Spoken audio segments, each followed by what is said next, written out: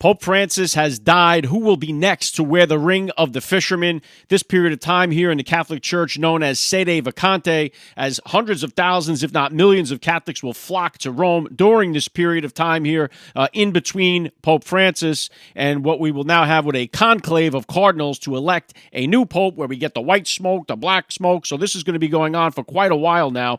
But who are the preferiti, the favorites, or in Vegas we'd call them the chalk, to be the next pope? Well, we got some Vegas odds. We got some of the popular picks. I'm going to give you the top 5 right now, the betting favorites to replace Pope Francis. Which direction is the Catholic Church going to go? Is it going to continue on the progressive path of the first ever Jesuit to lead the Catholic Church, or is it going to go in a more conservative direction? Well, here are the top 5 candidates according to the Vegas odds. Now, you may see some different names floating around.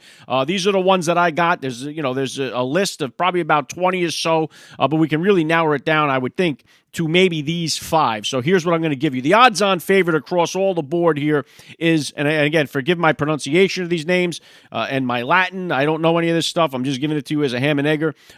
Luis Antonio Tagel, 67-year-old from the Philippines. He is the odds-on favorite. He's the even money shot across all the boards in Las Vegas. And really all the betting odds you see online.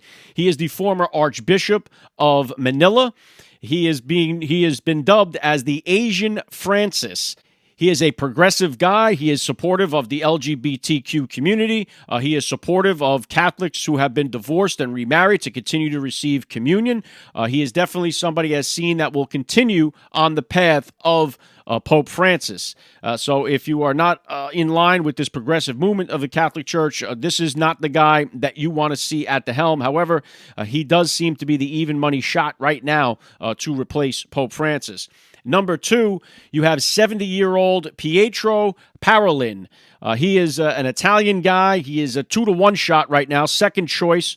He is currently the Vatican's Secretary of State, a position he's held since 2013.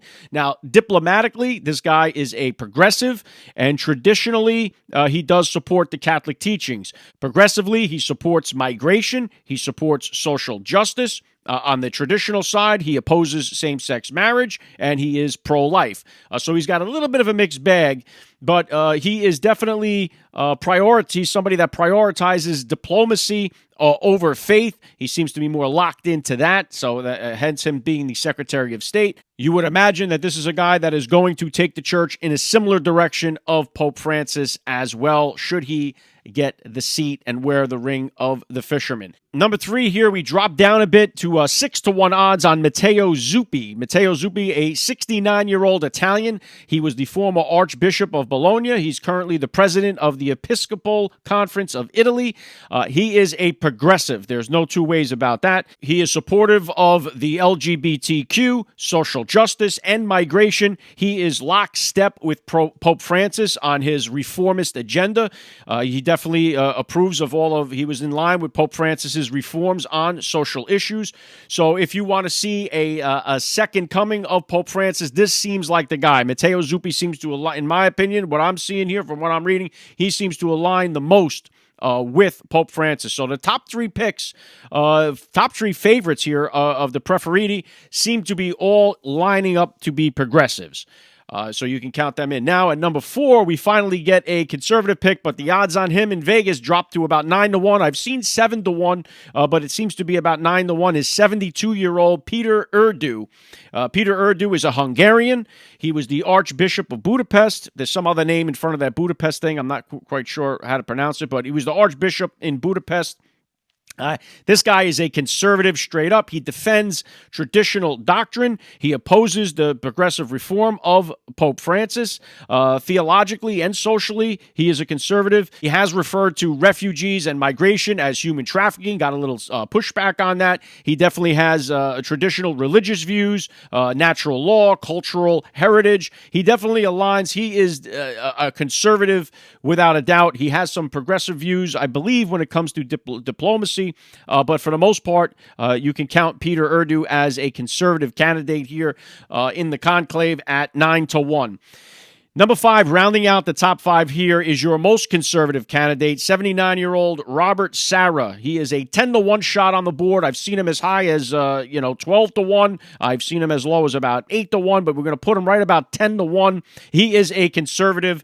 Hands down, he opposes same-sex marriage, opposes abortion, opposes gender ideology. He is anti-woke, anti-migration. He sees the gender ideology and everything as a threat to the traditional nuclear family. If you want a conservative pope, this is the guy that you are praying for. He is from the French Guiana. He has been very critical of Pope Francis, so this would be your anti-Pope Francis kind of pick. This would be your take the Catholic Church in a completely different direction, a more traditional, a more conservative direction. This would be your guy. Again, he sits at 10-1. So those are the top 5 right now that we have on the board. There is a bunch of lists, so you could get somebody out of the pack here that comes up. We'll see more as time goes on. But right now, the Catholic Church mourns the passing of Pope Francis. President Donald Trump is going to be out there for the funeral. That's the word on the street right now anyway, that this will be his first international trip as the 47th president of the United States, so he will be there to pay his respects. This is a big moment for the Catholic Church right now.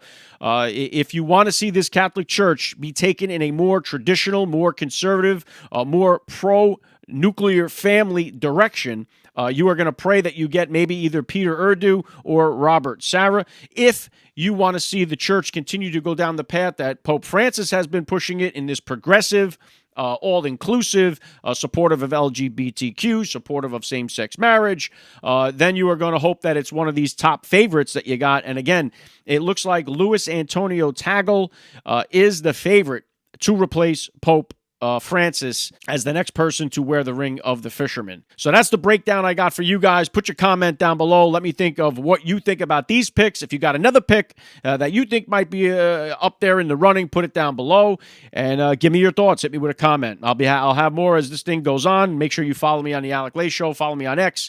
This is going to be developing for quite some time here. So God bless the Catholics in this world right now as they mourn the loss of their leader, Pope Francis. You're listening to the Alec Lay Show. The future is family.